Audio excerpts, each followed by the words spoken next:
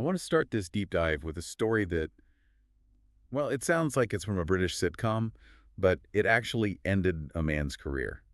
It really helps frame what we're talking about today. Okay. It's about a bus driver, Brian Jeffries, from Bournemouth in England. Ah, yes, Brian Jeffries, the man who proved that the road to unemployment is paved with good intentions. Exactly. Yeah. So picture this. It's just a normal day. Brian's driving his bus, the number 22 service. He's got his route, his schedule. A passenger gets on and makes him an offer. 20 pounds. 20 pounds. So in the grand scheme of things, we're not talking about a suitcase full of cash here. No, not at all. It's lunch money. Right. And the request was simple. Here's 20 quid. Can you just divert the bus a little bit? A 2-minute detour to drop the passenger right outside their house. And the big question is, Yeah, did he do it? he did. He took the cash, made the detour, dropped the guy off, got straight back on his route. And crucially, he didn't miss any official stops. No one was left stranded. So to him, it's a win-win, a total win-win. Mm. He made a few bucks, the passenger got home early, but someone else on the bus noticed. There's always someone who notices. Always. They got annoyed, reported him anonymously to the bus company, and let's just say management. They did not see the funny side. Brian Jeffries was sacked Fired for a 20-pound detour. for gross misconduct. And his quote afterwards is just perfect. It's so human. He said, "I can't believe they sacked me. I was just doing someone a favor. Whoever it was who reported me needs to get a life." You know, that reaction it's everything. It totally encapsulates the psychological problem we're diving into. To Brian, it's a favor. Right. To the passenger, it was maybe a convenience fee. But to the company and to the letter of the law, it was a bribe. And that's the huge disconnect we're unpacking today. If 20 quid in a 2-minute detour is a firing offense for one bus driver, what does corruption look like when you scale it up? Well, when you scale it up to the global economy, it stops being about sitcoms and starts getting, frankly, terrifying. We're diving into a whole stack of reports and legal frameworks on bribery and corruption. And honestly, the picture they paint is so much more complex than just, sliding an envelope across a table. Oh, it's a massive topic. I think our mission here is really to help you navigate those gray areas. We want to help you spot the red flags. We're going to look at the difference between, say, a perk and a crime. And we have to talk about the costs because Brian's 20 pounds feels small, but the global cost of this it's just staggering. Let's hit everyone with that big number right off the bat, just to set the stakes. The sources pull a figure from the World Bank. They do. It's estimated that over $1 trillion is paid in bribes globally every single year. 1 trillion. That's a 1 with 12 zeros. To put that in perspective, that is roughly 1 out of every $30 of the entire global GDP. I can't even wrap my head around that. It suggests that bribery isn't some bug in the system. For a huge part of the world, it is the system. Exactly. It's like an invisible tax on everything. But before we get lost in the trillions, let's stay at the Brian Jeffries level for a moment. Because one of the sources we have has this really good vocabulary exercise. Oh yeah, I like this part. It just highlights how slippery the language is. It lists words like gift, reward, tip, bribe, perk, hospitality, favor, influence.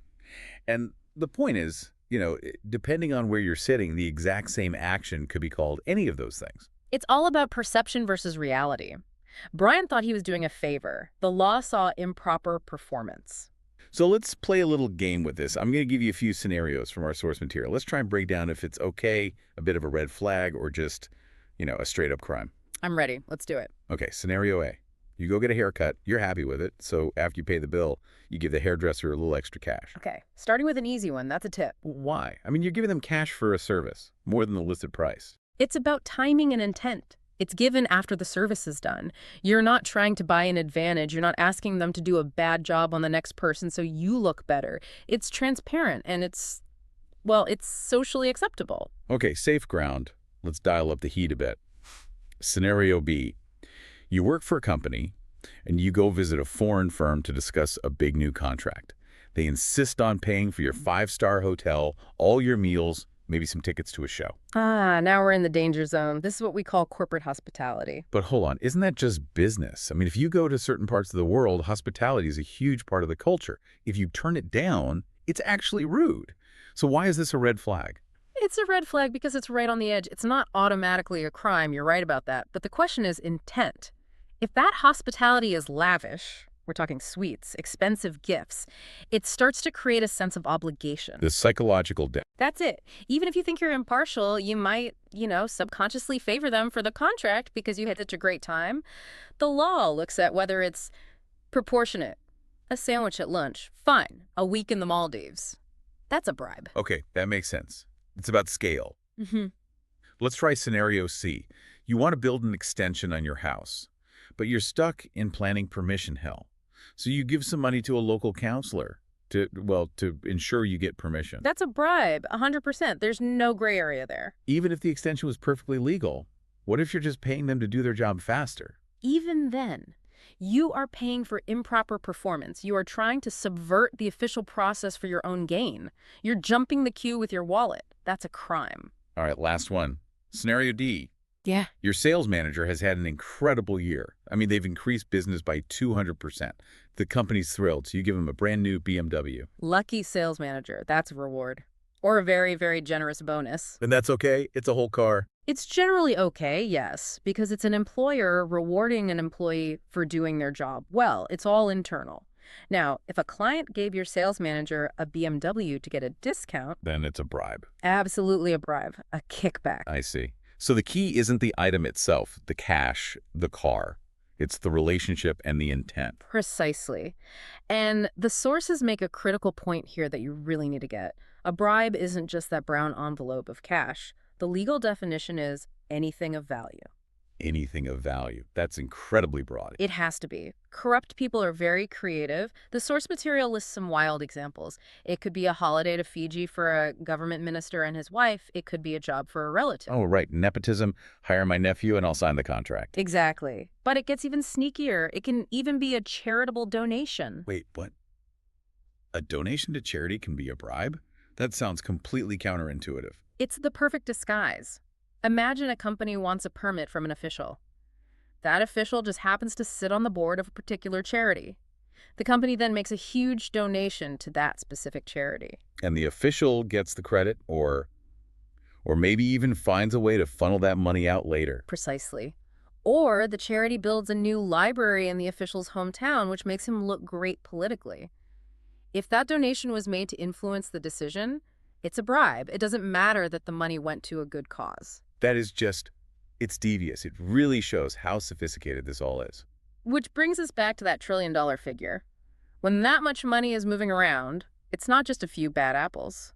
It's systemic. It is. The sources call it grand corruption. And to illustrate that, there's this absolutely wild excerpt in our materials about the Russian Football League in the 1990s. This thing reads like a movie script. Oh, it's a classic example of what happens when a whole sector just loses all integrity. So the source quotes a former club manager who basically says match fixing was just normal. He says, "I've never met a referee who didn't take money.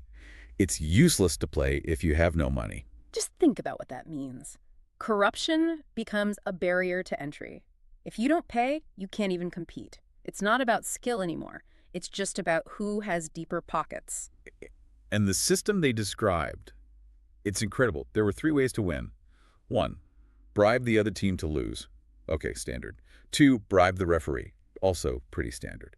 But number 3, this is where my brain broke. Go on. You bribe the teams playing against your main rival so that they win and your rival gets knocked down the league table. That's like 4D chess corruption. Isn't it? You're not even in the match, Yeah. but you're fixing it to hurt someone else. It's a complete collapse of the sport. It stops being a competition and just becomes an auction. But what's the psychology there? Why did they all do it? Well, like the manager said, everyone else is doing it. The siege mentality. This is a crucial concept in the material. It's this belief that you're under attack, that the system is rigged against you, so you have to break the rules just to survive. We can only compete if we bribe, too. Exactly. It creates this race to the bottom where honest people feel forced to become corrupt. They rationalize it. If I don't pay the bribe, my competitor will, my company will go bust, and I'll have to fire all my staff. They see the crime as a necessity. It's a powerful trap. And it's not just in sports. We've got another case study here about a former Indian Prime Minister, P.V. Narasimha Rao, the sacks of cash scandal. I mean, even the name, the sacks of cash scandal. But the details are so real. An MP testified he received 4 million rupees, about 70,000 pounds at the time, in 2 actual sacks, 2 sacks of cash. just to support the Prime Minister in a parliamentary vote. It shows that whether it's a bus driver or a prime minister, the core mechanism is exactly the same. Money for influence. And you notice the physicality of it. 2 sacks, it leaves a trail. So if this is happening everywhere and companies know it's illegal, they can't just be putting bribe for minister on the expense report. How do they hide it? No, you definitely can't do that. And this is where we get into the mechanics of it all.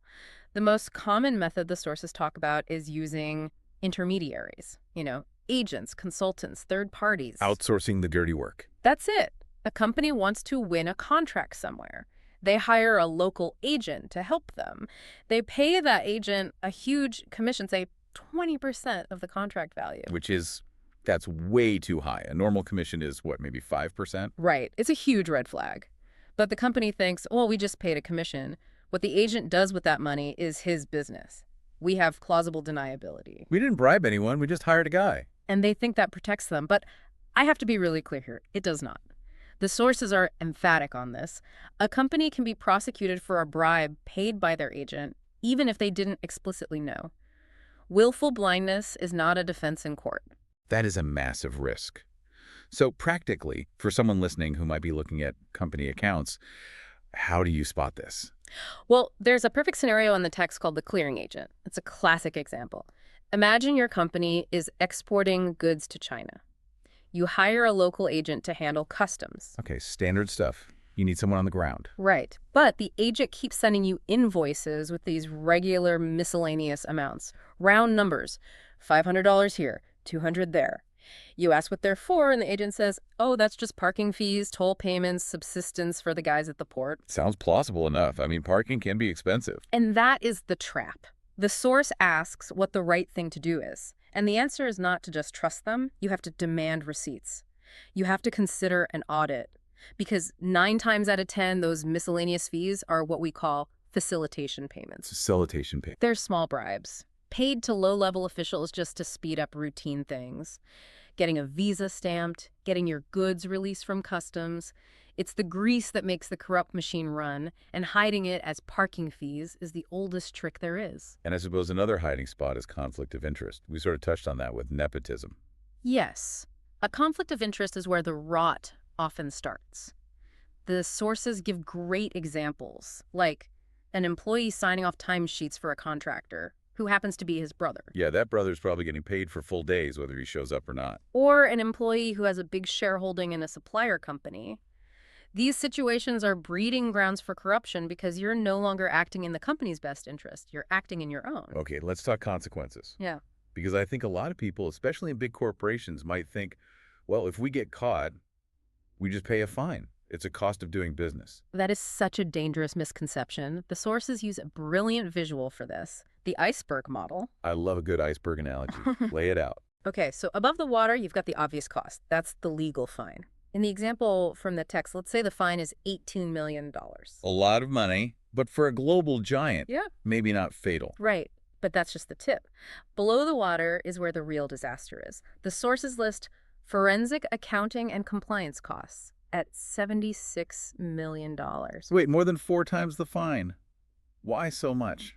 Because forensic accounting means an army of external auditors descends on your company. They freeze your computers, they interview everyone, they go through a decade of your emails. So the business basically grinds to a halt. It's paralysis. And you're paying these people hundreds of dollars an hour for thousands of hours. It just bleeds cash. That sounds like a complete nightmare. It is. Then the source lists a reduction in contract size, because you've lost all credibility, at $200 million in lost revenue. Ouch. And then there's the human cost. 43,000 lawyer hours. Imagine the management distraction. Your top people aren't running the company anymore. They're just sitting in meetings with lawyers. And the reputational damage. You can't even put a number on that, can you? No. Once you're branded as corrupt, that label sticks. Your stock price plummets. Partners walk away. Your best employees quit.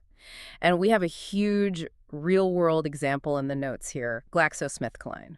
The pharmaceutical giant. They agreed to pay £3 billion in a settlement. $3 billion. The largest healthcare fraud settlement in U.S. history. That is not a cost of doing business. That's an existential threat.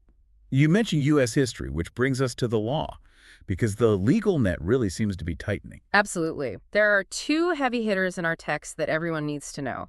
First, the U.S. Foreign Corrupt Practices Act, the FCPA, from 1977. 77? I didn't realize it was that old. It was the pioneer. But the new heavyweight champion, according to our sources, is the UK Bribery Act of 2011. Which the text describes as a strict law. Extremely strict. Yeah. And the most important concept, and this is the part that always shocks people, is extraterritoriality. That's a mouthful. Break that down plain English for us. Okay. Let's say you're a Chinese company. Your headquarters is in Shanghai, but you have a small sales office in London. Your HQ in Shanghai pays a bribe to an official in Thailand. So the bribe is in Thailand, paid by the Chinese HQ. It has nothing to do with the UK office, right? Doesn't matter. Under the UK Bribery Act, because that company carries out any part of its business in the UK, the British authorities can prosecute them for the bribe paid in Thailand. Wow.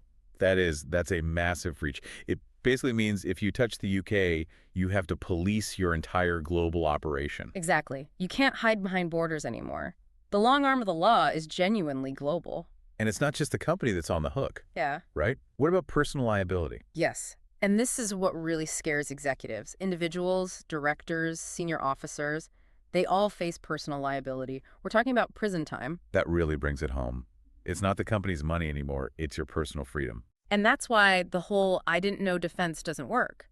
Senior officers can be held liable for failing to prevent bribery. If you didn't have the right checks in place, that's on you. So we've gone from Brian Jeffries' 20 quid to £3 billion settlements and jail time. A huge spectrum.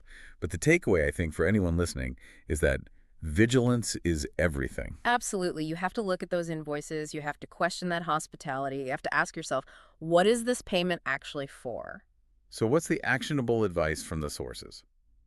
If someone listening suspects bribery, maybe they see those weird parking fees, what do they actually do? Well, the sources outline two main paths: report internally or report externally. Internally would be.